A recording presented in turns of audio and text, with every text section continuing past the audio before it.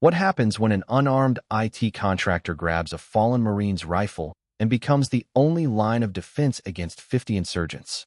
This is the true story of Noa Talley, the civilian who turned a massacre into a stand. They told us civilians to bunker up and stay quiet. This is soldier business. The Marine sergeant had barked when the alarms first started.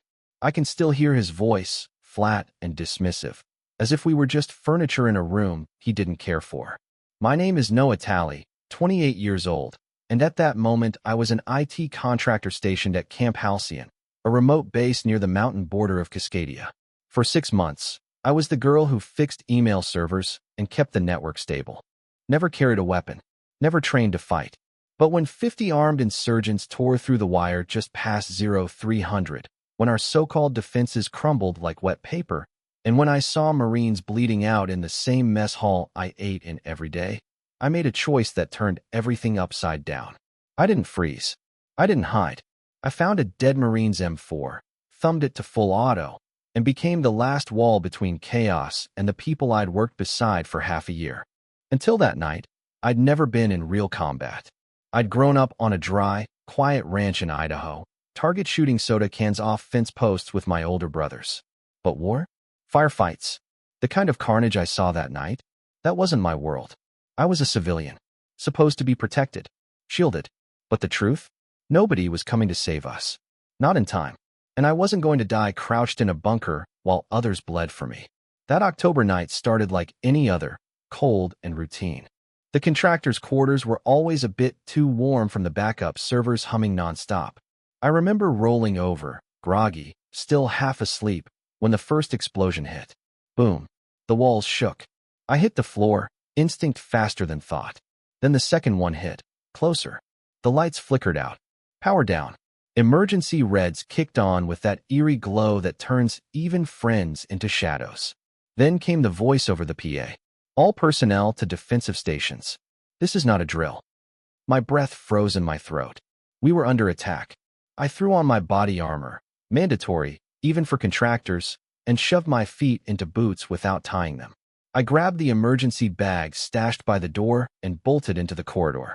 Through the reinforced glass lining the hallway, I saw the wire perimeter explode with fire. Sappers.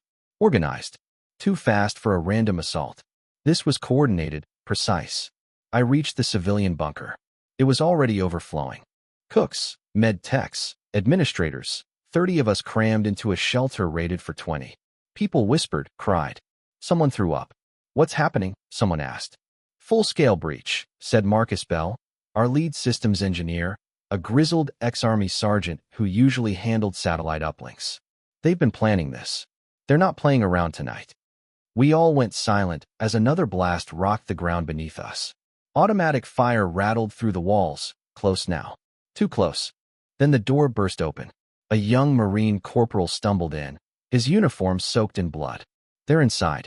East perimeter's gone. You have to move. Now. Panic snapped us into motion. Marcus took the lead, barking orders like it was second nature. We're heading for the command bunker. Stay low. Move fast. We opened the door. And hell open with it. Gunfire tore through the darkness ahead. 8 insurgents, AKs raised, stepped out from between 2 buildings, and opened fire on 30 unarmed civilians crossing open ground. We scattered, screams piercing the night. I dove behind a slab of broken concrete, heart pounding, breath shallow. Bullets stitched the air where I'd just been. And that's when I saw him. A Marine, barely 19, sprawled behind an overturned fuel transport truck. Blood everywhere. Dead. But his gear? Untouched. His M4 lay across his chest, still loaded. And that's when I made the choice. I bolted. I ran like the world was ending. Because in that moment, it was. Bullets cracked past my head as I sprinted toward the downed Marine. His eyes were still open, glassy, unblinking. I dropped to my knees beside him and checked anyway. No pulse. My hands moved fast, some part of me already knowing what to do. I grabbed the M4 from his chest, unhooked the strap from his vest, and yanked a pouch of magazines off his belt. For full mags. Safety off. Selector on semi. I hesitated for exactly half a second before I clicked it to full auto. 10 meters away, the fighters were advancing, relaxed, overconfident, talking in a language I didn't understand. They thought we were just civilians. Sheep. But I grew up hunting wolves. I popped up from behind the truck and squeezed the trigger. The M4 kicked back hard, sending a roar of lead across the open lot. My first burst caught the lead gunman square in the chest. He folded instantly. His buddy turned, confused, and I dropped him too. The rest dove for cover. Now they knew. One of the civilians had teeth. Noah. I heard someone yell. Marcus Bell. I saw him across the yard, crouched with a bleeding cook under his arm. You're still alive? Move. I shouted. Get them to the command bunker. I'll hold. He didn't argue, just waved the rest forward. Civilians scurried behind overturned vehicles and burned-out crates, crawling towards safety. I reloaded, hands shaking, and slid to a new position behind a supply crate. One of the insurgents peeked out from behind a barrier. I fired before I could think, my rounds chewing through the metal and spraying sparks. A scream followed. Hit confirmed. My vision narrowed. The chaos fell away. I wasn't an IT contractor anymore. I was survival. They tried to flank me, two of them sprinting wide right to come around a storage unit. I shifted, led the front runner by half a second, and dropped him. The second froze mid-sprint. Bad choice. 3 more shots, and he crumpled, limp. I heard the shout of a Marine voice behind me. Contact front. Friendly moving in.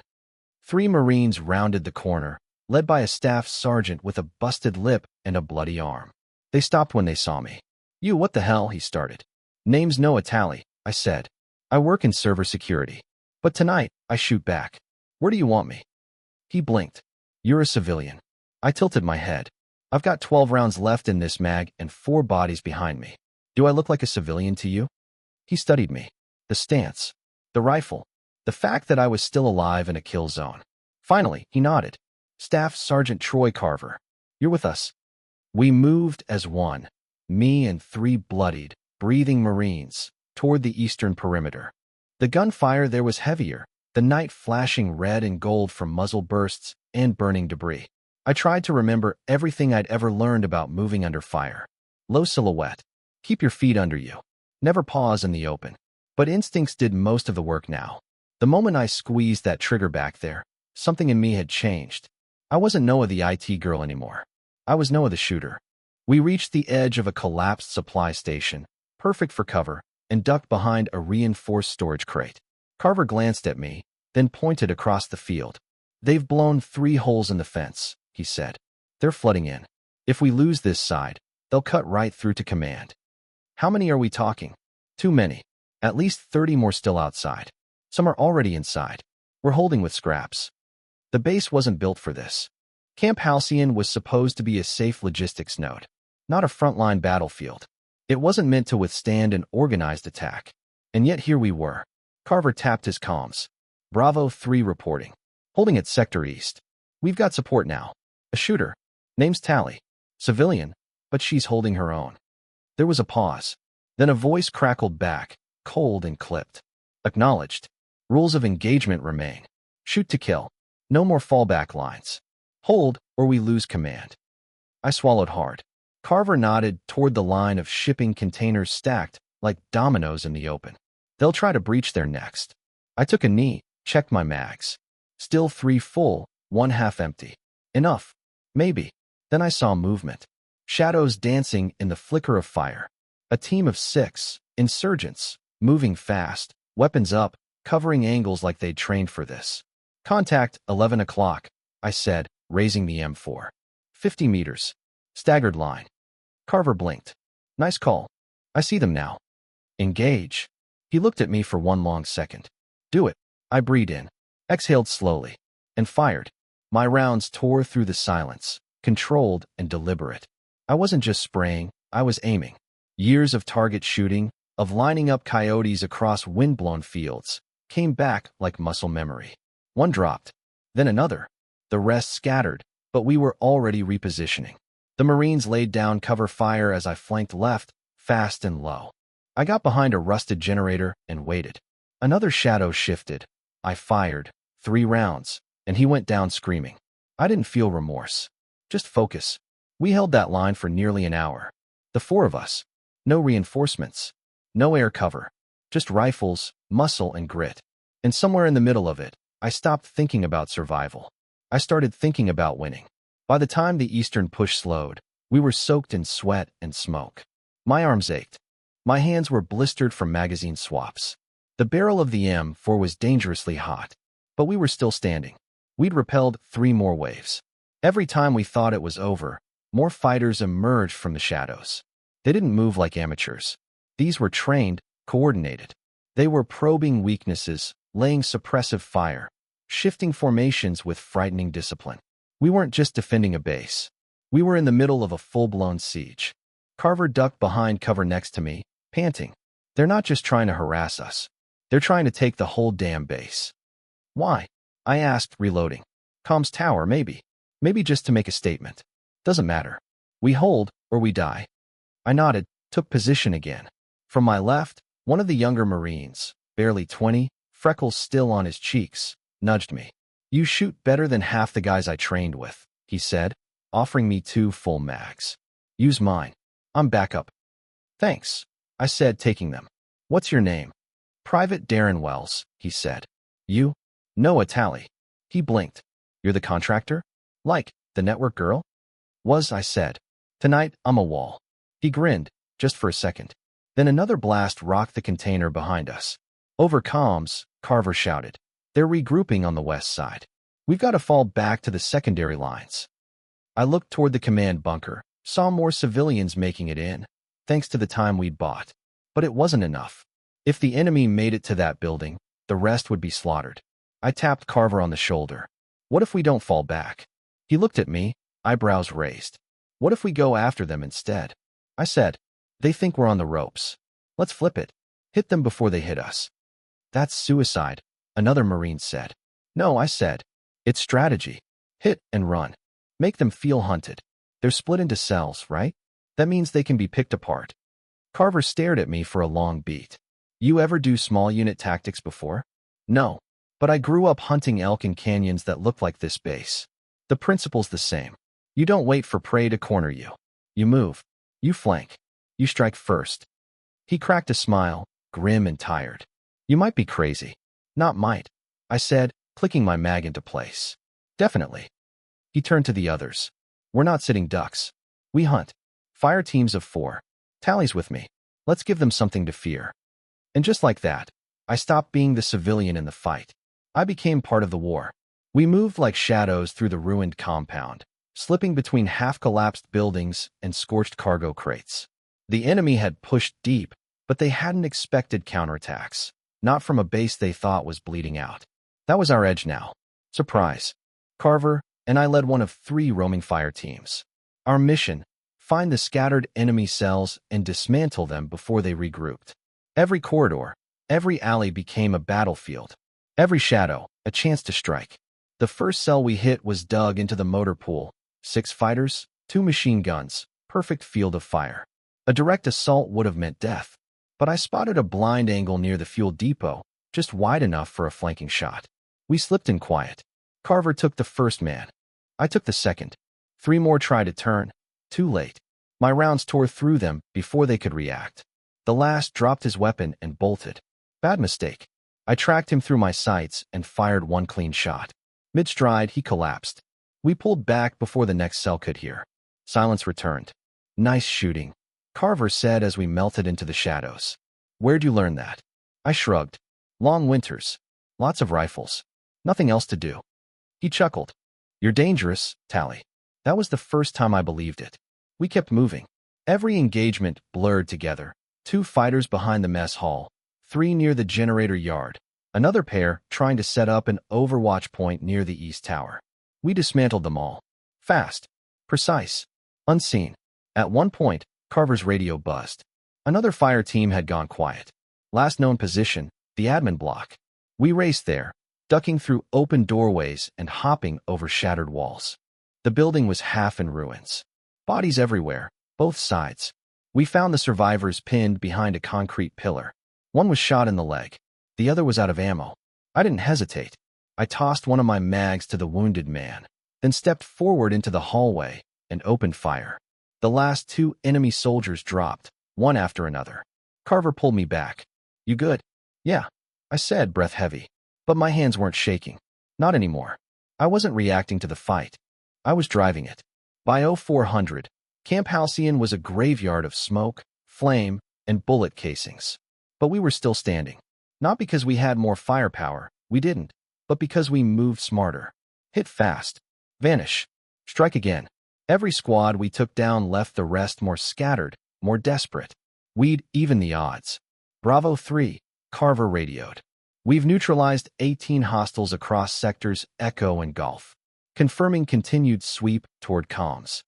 Copy, came the command bunker. Reinforcements inbound. ETA 15 mics. Can you hold? Carver looked at me. I nodded without hesitation. We'll hold, he said. Truth was, we weren't just holding. We were winning. The enemy had fractured. No coordination. Panic on their side. You could hear it. Shouted orders. Confused movements. Gunmen sprinting from building to building without cover. They didn't expect to be hunted in their own attack. And they definitely didn't expect someone like me. Around 0430, we regrouped near the comms building, the last critical structure before the command center. From the rooftop of a supply office, I spotted the final push. 6 insurgents. One of them carrying a satchel that screamed demolition. Eyes on, I whispered. They're trying to level the bunker. Positions? Carver asked. Widespread. No overwatch. They think no one's left to stop them. Perfect, he said. We moved again, our last strike of the night. I flanked right, fast and low. Carver's team set up suppressive fire from the rooftops. On cue, they opened up. Chaos exploded.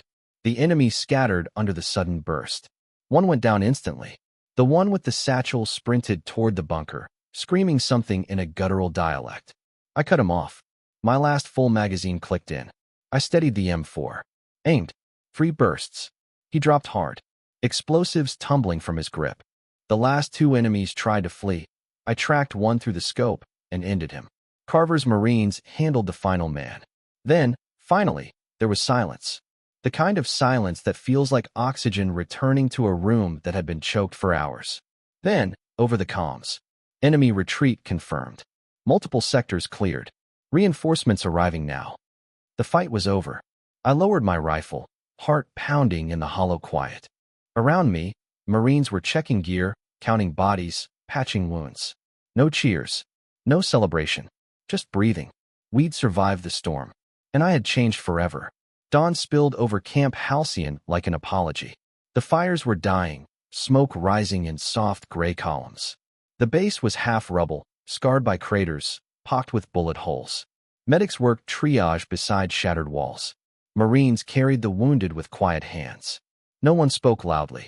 I found myself alone near the courtyard, the M4 across my lap, its barrel still warm despite the morning chill.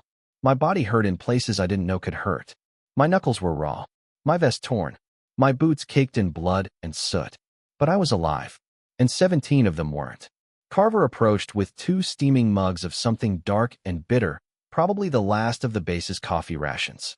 He handed me one without a word and sat down beside me. You did good, he said.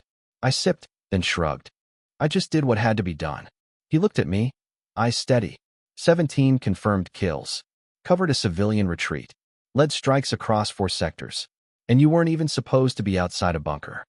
I didn't respond. I didn't know how. Command wants to talk to you, he added. Colonel himself. I glanced at the command center, still standing, miraculously. Guess I should clean up. You earned that grime, Carver said. Every bit of it. He stood, then paused. Hey, Talley? Yeah. You were never just a contractor. Not that night. Not now. He left, and I sat there for another long minute, letting the sun touch my face, letting the adrenaline finally drain. Because for the first time, I wasn't just reacting to what had happened. I was reckoning with who I'd become. Colonel Reuben Maddox was the kind of officer whose reputation hit a room 10 seconds before he did. Crisp uniform, no wasted movement, eyes that saw more than they let on.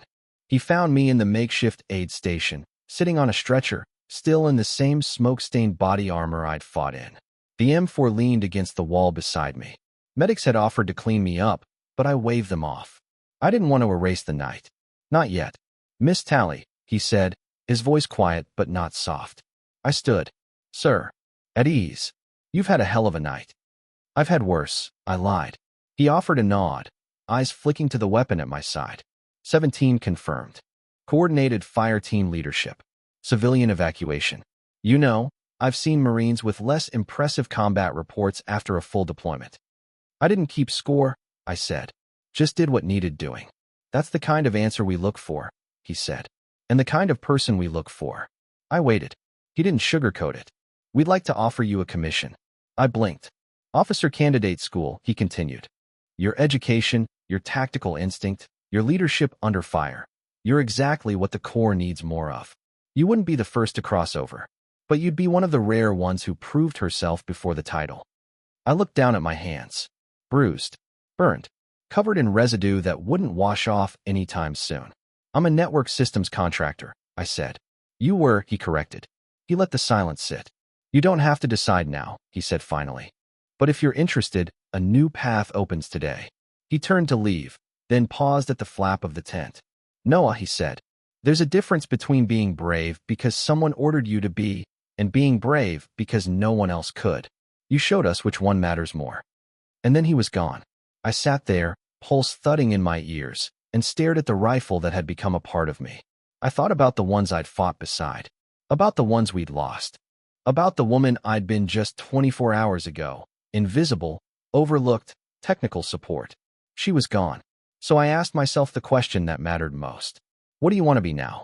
3 months later, I stood in a line of 20 recruits in dress blues. Older than most, quieter than all, as the commandant himself pinned gold bars onto my uniform. Second Lieutenant Noa Talley. It didn't feel real until I saluted him, and he said the words. You're not here because of your record, Lieutenant. You're here because, in a moment of pure chaos, you acted like a Marine before you ever wore the uniform. I had passed OCS, an accelerated program meant for prior service and exceptional civilians. Every day had pushed me to the brink. Physically, mentally, emotionally. The instructors had challenged everything I thought I knew about discipline, leadership, even courage. But none of it had felt harder than that night at Halcyon. And none of it had felt more right than standing here now. After the ceremony, the commandant asked where I wanted to be assigned. Training post? Comms headquarters? Tech division? I looked him in the eye and said, send me forward. Where the real work is done. Where Marines are still out there every night, holding the line. He didn't argue, just nodded. Weeks later, I was boots down in Caliph province, a hotbed of skirmishes and unpredictable alliances. My platoon was mostly 20-somethings, young, tough, and skeptical of the contractor-turned-officer leading them. Until the first time I walked point on patrol. Until they saw I didn't flinch at incoming fire. Until they watched me run straight into a pinned alleyway to pull one of ours out. Respect came slowly, and only because I never once asked for it. I earned it the way everything gets earned in combat, by bleeding beside your people. They started calling me LT without hesitation. A few called me the Ghost of Halcyon, though they knew better than to say it when I was in earshot. I didn't need legend. I needed mission success, and to bring my Marines home. A year to the day after the siege at Camp Halcyon, I was back on the line, a hardened stretch of desert dust and razor wire near the Maji Ridge border. I led a patrol at dusk, the kind that smelled of tension and dry heat. My platoon moved tight and clean, every Marine in sync. We had become a unit, not perfect, but forged, tested, and tempered. As we returned to our outpost, one of my younger Marines, Corporal Malik, sidled up beside me. LT, he said, eyes forward. Can I ask something? Shoot. That night at Halcyon, you scared? I didn't answer at first. Just walked a few steps, letting the desert wind speak. Terrified, I finally said. More scared than I've ever been. Then why didn't you stay in the bunker? You weren't even trained. I looked at the people around me. The faces that trusted me now. The ones I was ready to bleed for. Because fear's not what makes the call, I said. Duty does. You feel fear, you carry it, and you still move. Because when people you care about are in danger, you don't get to hide. Malik nodded slowly, filing it away. I'd said versions of that before, at OCS, in after-action reports, even in whispered conversations with soldiers under fire. But every time I said it, I believed it more. Not because it sounded good, but because I'd lived it. That night in Halcyon, I didn't discover something new. I remembered who I was. A woman who grew up on backwoods trails with a rifle in her hand and the sound of wind in her ears. A woman who spent years buried in servers and code, waiting for a life that felt real. And when the moment came, I stood. Not because I was special, but because someone had to. And sometimes that someone is the person no one expects. The one called civilian, contractor, just support. But when the lines are breaking and the smoke is thick, you find out who really holds the line. I was Noa Talley, former IT contractor. Now, I'm a United States Marine. Not by birth, by choice, by fire. And I carry this truth forward every time I shoulder my rifle. The warrior you need doesn't always wear the uniform first. But when the moment comes, she'll be there, holding the line.